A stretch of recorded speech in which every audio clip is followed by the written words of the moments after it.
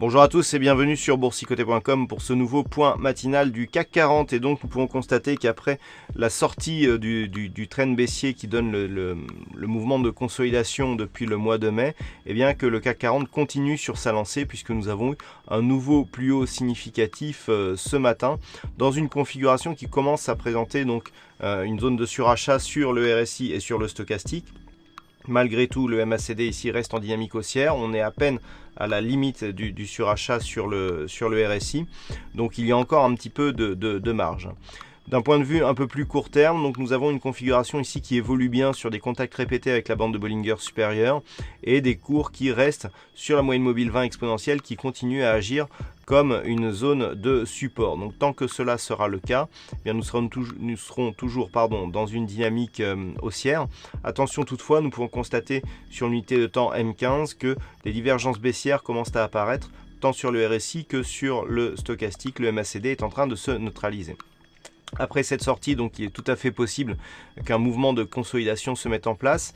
Si tel était le cas, eh bien, tant que les cours restent ici au-dessus des 5140 points, où nous avons donc une convergence entre la résistance oblique baissière qui définissait le trend un peu plus moyen terme ici en rouge et la zone horizontale des 5140 ici en noir, eh bien, ce serait surtout ce niveau qu'il ne faudrait pas repasser à la baisse pour annihiler toute dynamique haussière qui est en cours actuellement. Tant que les cours restent ici au-delà de ces 5140 et même dans l'éventualité d'une phase de consolidation, eh bien nous avons toujours une dynamique qui reste haussière avec des objectifs donc qui se situent au-delà des 5200 points. Je rappelle que 5200 points, c'est le point haut qui validera une réorientation de la dynamique court terme puisqu'il y aurait dans ce cas-là rupture d'un précédent point haut significatif, celui que nous avons ici et qui se situe à 5200 points. Donc au-delà de ce niveau des 5002, eh bien on passera ici d'une dynamique qui était baissière à une dynamique qui deviendra haussière.